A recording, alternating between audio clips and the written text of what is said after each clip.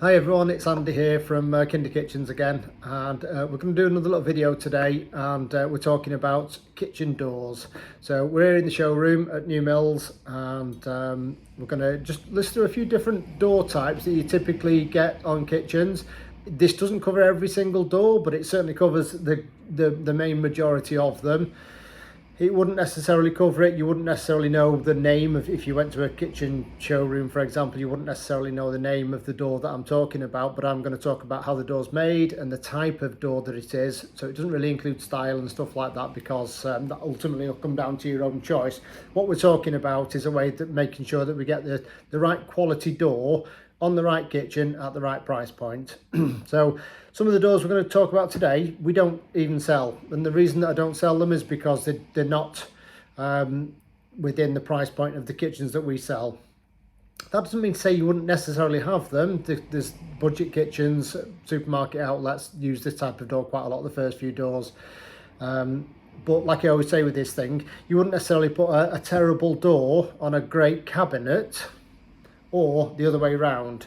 So you would generally, if you're buying a kitchen from a supermarket outlet, it would come with a certain standard of cabinet, and it would come with a certain standard of door as well, no matter what the door was, if it was a painted timber door or it was a vinyl wrap door. So, but the doors that we're going to go through, you'll find pretty much all over the place. And I'm just going to talk about why we wouldn't necessarily choose some of them, or why we don't choose to sell some of those things, and why you might not want to choose to have them in your kitchen either, in terms of longevity and the feel of it, and the user experience of your kitchen once you've had it fitted.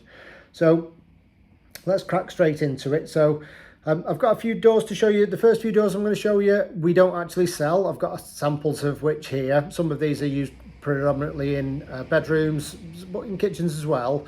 And when you look sometimes in brochures, sometimes you'll see kitchen designs, particularly more contemporary designs, that have got sort of slab doors with all sorts of nice finishes on there, and they can put kind of patterns into doors that you wouldn't think that would be possible, both in matte and also in gloss as well. And they look really smart. In fact, they look quite upmarket on some, in a lot of brochures that you see. But actually that type of door, if it's got some kind of odd pattern on there, which wouldn't be naturally occurring, it's obviously going to be fake. But the way that that's been done on there is, there's a couple of different ways of doing it. And the kind of starting point of doing that is with doors like what I'm holding in my hand. So this is obviously just a sample of the door. But this door is made out of chipboard, effectively. In fact, the construction of this is basically what we would make a kitchen cabinet out of. So it's a chipboard interior, or an MFC interior, and depending on the quality of that chipboard, because there's chipboards and there's chipboards, some are excellent and some are terrible. But in essence, that's what this is inside there. So it's got quite a light feel. It's not heavy at all, and your kitchen door ends up quite light as well. And then it's obviously faced in the factory, so it has that face stuck onto it, and it has the back face stuck onto it, again in gloss or matte. And then it gets edged, an edging stuck onto it. And like we always say with any kind of edging, there is always the room in edging, because you've got a sealed sort of glued joint there. There's always the option for moisture to get in there, water to get in there. So I don't sell this type of door, simply because it doesn't, I would be putting a sort of bottom end door basically on a mid to up range cabinet. I've got another video coming out on the cabinets. I'll talk more about that later on in another video. But the longevity wouldn't be great, the user experience wouldn't be great. We don't do that many super modern looking doors anyway. Most of our customers, not all, but certainly 60-70% tend to choose more traditional things because of the area that we're in, I suppose, and the age of the housing around here. So that's the first door. It's an MFC door, that. So it's chipboard and it's just been wrapped and edged. That's another sample of exactly the same thing. They can come with all sorts of different patterns on them. Some of them are really quite nice, actually, and in fact in the brochures they look quite smart. And I've often had people bring in brochures and show it me, and I've had to have that conversation where I've just kind of said, listen, just be aware that that's the kind of door that is. If you want it, you want it, but realistically, it's the longevity of it and the user experience aren't brilliant. The next type of door is this door. It's another small sample of a door, and this is a classic MDF vinyl wrap door. So it's made out of one piece. Again, there's no joints in this anyway. It's just one slab of MDF. That one was chipboard. This one's MDF.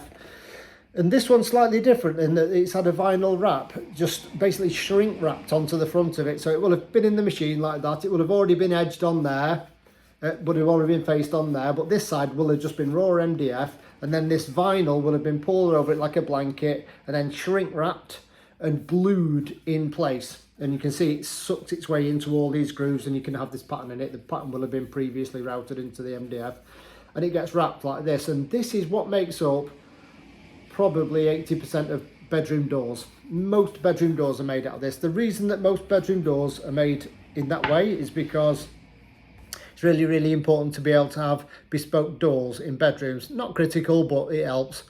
And the method of manufacturing for this type of door is typically factories, lots of them in the UK, that get the MDF sheets on a big CNC machine. It cuts all these patterns out, cuts all the doors out, goes straight under this big seal vacuum machine that puts the vinyl on there, does it.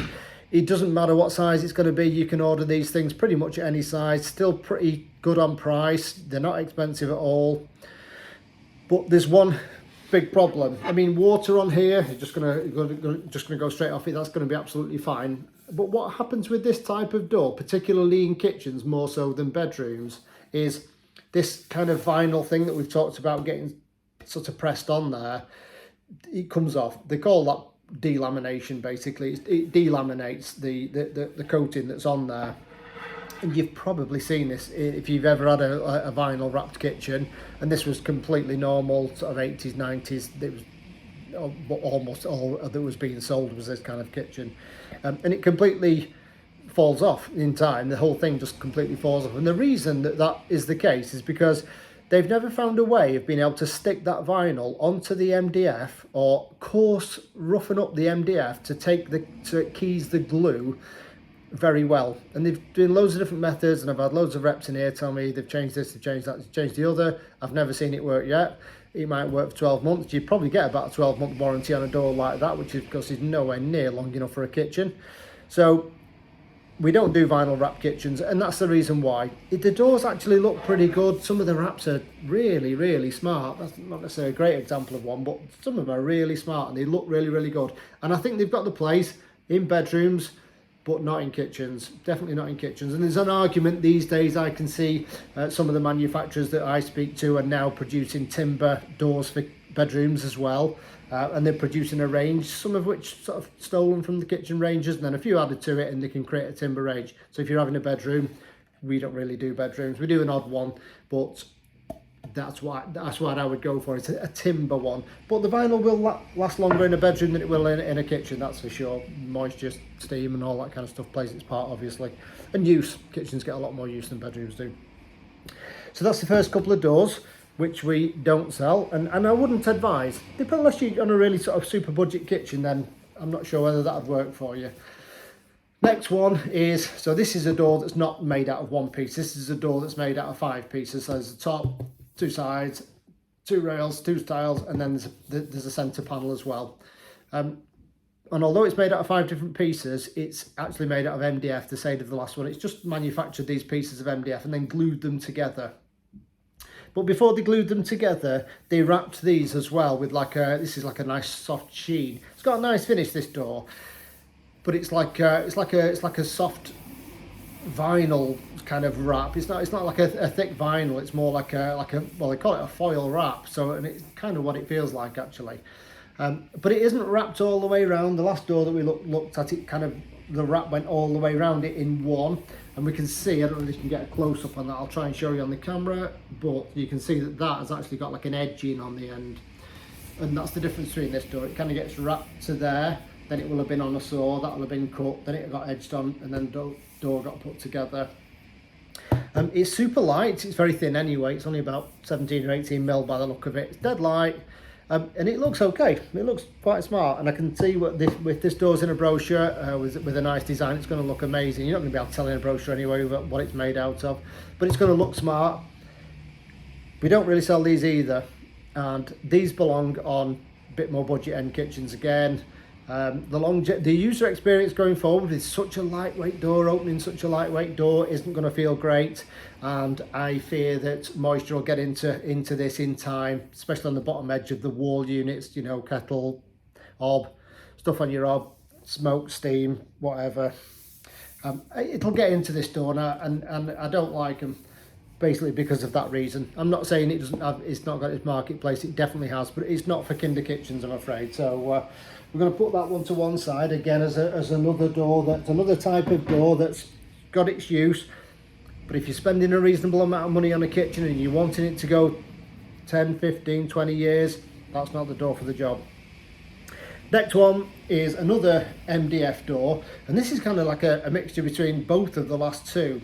So this has got quite a thick vinyl wrap on it, and it's a better door than the one we just looked at, but it is still an MDF core. Again, it's made out of 5 different pieces. It's still edged. It's edged better, but it's still edged. So it's got PVC edging across the top of all these pieces. All of the edges are PVC edged. It's been put together. It's got a nice V-groove on there. Let's have a look at the face. It's got a nice V-groove on there. Much thicker. Looks like about 22, 23 mil. Much heavier. Got a far better feel to it, and it's definitely a better door than the one we looked at before. But ultimately, it's still got this edge here. It's still going to get moisture in there. Again, I'd be very surprised. I don't know. I'd have to check.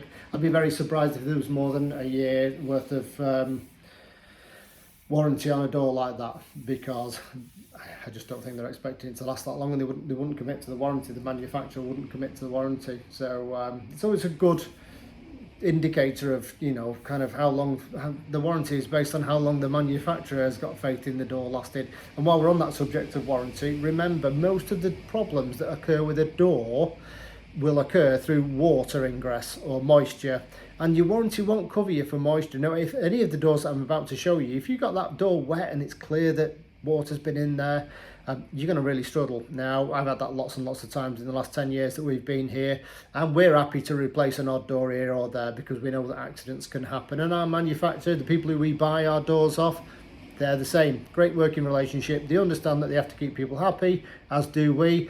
And there's nothing worse than one ugly door in the kitchen or 2 ugly doors in a kitchen. I can't stand it. I know you can't stand it. So we would always replace the doors under those circumstances. But ultimately, if the door's getting wet, you'll struggle to get a warranty claim on it. So that's the next type of door. Again, we don't really sell that door. I mean, if somebody walked through the door and insisted on it, then I'd have to do it. But I'd try to talk them out of it first.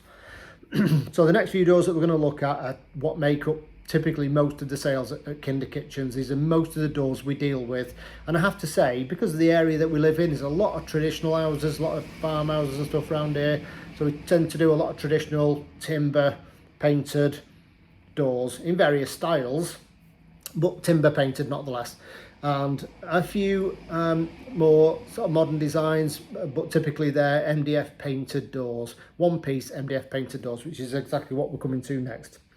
So the first example is just a slab door, and you can see that that's just, you can see it's a gloss door, and you can see that there's no feature on the door at all, there's no J-groove handle, there's nothing else. This is going to have a handle on it when it gets onto a kitchen. And this door's made by painting the entire, the back will have been, had a fascia on it before the door was cut out, but then it will have been sanded all round, primed and painted. And this is a gloss door, as we can see, so I can pretty much guarantee that this door was painted abroad, because there's not many people painting gloss in the UK. It's very difficult to do. It's a very complex way of producing and painting doors, and we don't tend to see much of it in this country, which is typically why you would see a lot of companies don't offer bespoke colours in gloss. They may offer them in matte, but not necessarily in gloss, and there's a reason for that. Painting gloss doors like this is very difficult. If I was to give you a lot of properties in this area, a lot of old properties, a lot of damp issues in this area, and if I was to be putting a kitchen in a room that potentially had damp in there, I would always advise you to do what you can to get rid of the damp, but in some properties it's very difficult to completely eradicate it. This is going to be your best door for that situation, because it's painted all round, it's glossed, it's lacquered, almost nothing can get in there. This, between this door and a handleless J-Groove gloss painted door, which will be coming up in the next minute or so, when I do my testing for moisture ingress for doors, basically I've got a Gorilla tub downstairs, I just fill it full of water and shut the doors in. You come back in the next morning, you'll be pulling this out pretty much the same as it went in. You'll be very surprised if there's an odd bit down the edge of the painting, the paint's not covered, you might get a bit of water in, but that's pretty good. I mean, these doors are pretty robust. They're lacquered, but they can be chipped. Anything can be chipped if you hit it hard enough. So you would just look at replacing them. Gloss doors, very, very difficult to touch up with touch-up paints, especially on the face. I mean, it's just not happening. So, you know, if you were to chip a door, you would just get a replacement for it. Not particularly expensive. So this will have been painted abroad and brought into the country in bulk. So it helps keep the cost down. So slab gloss doors, very, very good. Really going to last. Price point spot on. Next up is the same door, but if I just put that down there, is the same door, but in matte. So this has been painted as well. So a lot of door companies will fetch this stuff from overseas, Italy, northern Italy, the hub of door making. So a lot of this stuff will come from abroad, and it'll come painted. And a lot of sort of ranges, all the ranges that we basically offer will be doors from various door suppliers that we use. It's impossible to get one door supplier. I've fitted kitchens for 20 years before I came to the showroom, and there is no door supplier that does timber, gloss, MDF well. You've got to pick and choose. That's our job. That's what we do. We pick and choose what's available in the marketplace, and then we bring it into a showroom. That's how independent showrooms should work. That's how this one works, and we pick and choose. So you wouldn't necessarily get this from the same places that I buy say timber doors, for an example, because they might not do a very good job of these, and it shows the finish, the feel of it, and you know, you've got to get it all right. So this is the same as the last one, done in exactly the same way. There'll be a range of stock colours usually available in doors like this, but they'll also paint to order. So a lot of door manufacturers in the UK buy these doors in from abroad, and then they just have their own paint machines, and they paint them, machine painted doors. And it's kind of like what you would, like a car body spray. Same sort of principle, lacquered over the top again. Again, not as robust as the gloss one, but pretty good. Just you can chip it, and if it's matte, you're far more. I've got a light one here, so you can't really tell, but if I handle this in a way that's with a darker colour, fingerprints are a lot worse. Wiping down's not bad, not as good as the gloss. The gloss really is durable, very easy to wipe down, doesn't show the fingerprints the same, depending on the colour. But again, another great door, great option, and I actually prefer, if I was going to have a kitchen myself with a slab door on it, it would definitely be a matte door for me, because I think that the just standard gloss flat slab doors just look a bit dated for me. So next one, same thing, but you can see this is a thicker door, and you can see that profile on the top. So it doesn't have a handle on it, this door. You just grab hold of that J-groove at the top, and that's how you open and close the door. Other than that, it's the same as that door. We can see how thick it is. They're about 22 mil, these, and the reason for that 22 mil is to basically give enough depth in the door to be able to form this edge without that thin edge being too thin. Comes in a few different sort of, if you're using a door like this, there's a few design challenges that will come with that, which will come down to your designer. Rachel has that headache all the time, but integrated fridge freezers where two doors are meeting with the J-groove. One's got it at the bottom, one's got it at the top, because you've got those two thin edges meeting, you can see through the gap. There's a solution for it. Some of these doors can come with the J-groove right down the side, so tall doors on larders. That's quite nice. There's obviously the sort of true handleless, where you have the kind of metal framing inside the unit with this in. I have to say I'm not a huge fan of that personally, but it does seem to be hanging around quite well. So yeah, I've nothing wrong. I haven't personally got a problem with the doors. It's the same as the slab door down there. But the units, a lot of the manufacturers, the units are terrible. The way they've cut the thing, the metal in, the metal's really cheap, and it's not going to last, and almost the metalwork that comes with these systems and the way that the cabinets have been done is a worse quality than the door itself. So anyway, I'm not a huge fan of it. We have done it a few times, but yeah, so that's your handleless gloss door. And then we've got a matte version of that as well. Again, you won't find those, you'll find getting those painted to order quite difficult in gloss, but very easy in matte. So that's a matte version of exactly the same door. You can see by the profile there. And again, great doors these go in the tub of water downstairs, they come out the same. Very, very good for moisture, and great longevity. So the last time, just having a quick look at my notes, the last door is timber doors, which represents most of what we do here. It's my own personal favourite as well, and I just think that timber doors are really, really timeless, and you can change timber door from a really contemporary look to quite a traditional look with the fittings. So if you look through a kitchen brochure, for example, you'll see supposing you had a straight shaker door, the one I've got here for a sample isn't a shaker door, it's got a beading in, but with a door like this, with a really traditional cornice on the top and some really traditional handles, traditional light pelmet, it looks super, super traditional. But you change that cornice to something that's narrow, just a square edge, simple modern cornice, change the handle to something a bit more contemporary, and you'll be surprised how, if you're looking for that slightly modern look but still would like to stick with timber, far better feel using your kitchen. Great feel to them, these doors. I absolutely love it. Just the right weight. My personal favourite. So, but let's talk about a few of the problems, because I'll just say this door isn't as reliable as the one that we've just looked at. And typically, you would expect this and that J groove to be around about the same sort of price point. So you wouldn't really get a big change in your kitchen just by changing from one of theirs, because they're both good doors. I personally think that the timber one's worth a little bit of extra care that you need to give it. But the way we would get this door, if it's going to be a timber door like this, so it's a 5 pieces, so it's made out of 5 pieces of, in this case, oak. And if we were to want an oak coloured kitchen, the door would obviously be oak. This is actually made out of solid staves of oak. So, and it's been varnished and then it's been lacquered, so it gets that nice durable finish to it. But if you weren't having oak, if you didn't want your kitchen in an oak colour and you wanted it painted, then you would have an ash door. So the door I'm about to show you in a minute is just like this door. It looks exactly the same, but it's blue.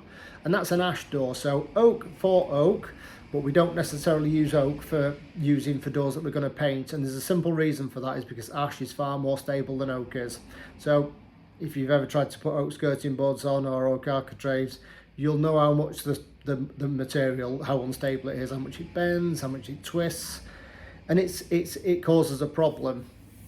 And I don't know whether you kind of ever see like a shaker style door and it has a little V groove down here. Typically you would find that on doors that haven't necessarily got the beading you can see on this one, but it's just a sort of square panel all around, and they have what they call a V groove just running down this edge. And the V groove, like everything in joinery, was a solution to a problem rather than a styling issue of the day. And when we started painting this type of door, the movement of that joint, where this piece and this piece join together, when that moves, there'll be a paint crack. And that V groove is designed to hide that paint crack. That's what the V groove is for. You can see that this hasn't got a V groove on there because it doesn't suit the beading. Typically, if it's square, that's when you get the V groove. That's how we know it's a shaker style door or shaker door. But it doesn't need the V groove anyway because there's no paint on it. We're not going to see the paint in the lacquer. And when we stopped making doors out of oak and started making them out of ash, they stopped moving and the paint stopped cracking, and we no longer needed to put the V groove in, and that gives a lot more options of doors styling without that V groove in there, and a nice flat finish like you can see on this one. So thin shaker style doors, modern doors, there is even a handleless door again which is flat on the front, traditional doors with raised centre panels in the middle, all timber doors but all done in with ash. A lot more flexibility there now we do it. So when we look at that V groove on there, which is if you want that styling, that's absolutely fine, but that's what it's actually created for originally. So I'm going to put that one down for a second and show our last door, which makes up the majority of what we do here. And this is a painted door. So this is exactly the same as the last door that we just looked at, except this one's made out of ash and then it's been painted and lacquered. And this type of door is my personal favourite. It's the most popular sort of door we sell here anyway, and I just think this is absolutely gorgeous. This is in terms of durability, absolutely fantastic. There's only one real golden rule with doors. Now you can get a door wet, of course you can. If you dry it down, spill some water on it, dry it, it'll be fine. But continued moisture, so if you're really sloppy with water, if you really have got a damp room, this door is not for you, and I would recommend going for it. It doesn't make any difference where you're going to get it from. I'll tell you now. If there was a waterproof painted timber door on the market, I would be selling it. But the truth of the matter is there isn't. And although I love this door, it's absolutely gorgeous. If I take this downstairs and give it the water treatment overnight, all the joints will be gone. If you leave this soaked in water all night, the joints will be gone. I don't care who makes it, I don't care where it comes from, that will happen. So we've got to be sensible about moisture when it comes to wooden doors. It's not a huge ask, and I think it's worth the extra care that we have to give timber doors, I think is very much worth it, just because how beautiful they are.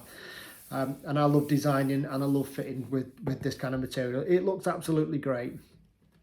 So hopefully that's been of some use to you. We've gone through the doors that we don't really use here, and doesn't mean to say that you shouldn't have a kitchen using those doors. It just means that you should be aware of the fact that they'll come with challenges or drawbacks in terms of how it feels when you're using it. And remember, when you have a kitchen fitted, it is not just about how it looks on the day. It's about the user experience going forward. That really applies for your doors. It applies especially for tactile things. The doors, you're touching them all the time. You know, the most important component in a kitchen, not to go cheap on, is a tap. Because when you feel that tap and it's just a little bit, it moves too easy and it's a bit wobbly, and it's just the user experience going forward. A tap is a physical feel and its look. Completely different. It has to feel right, and to some extent it's the same with doors. Really important that we get a door that feels good, gives that nice sort of heavy feeling when we've got hold of it, coupled with a decent hinge. And let's get that right, and then we know that our kitchen's going to last us way into the future and continue to feel good throughout that time. I really enjoy using it. I've got that same door in my house, in my kitchen, and I love using it. It's absolutely fantastic. So hopefully that's been of some use to you. I am going to cover one on units, which is actually more important than doors, because the different sort of units that are available in the marketplace, from sort of supermarket kitchens doing hardboard backed units that are, I'll cover it more in my video, but every single component has been cheaped on. The back, the material, there's a mile of difference between a really good board and a really bad board. I mean, you can see through the laminate on some of these units. I'm not going to go naming names. Some of these units you can literally see through the laminate. It's that bad.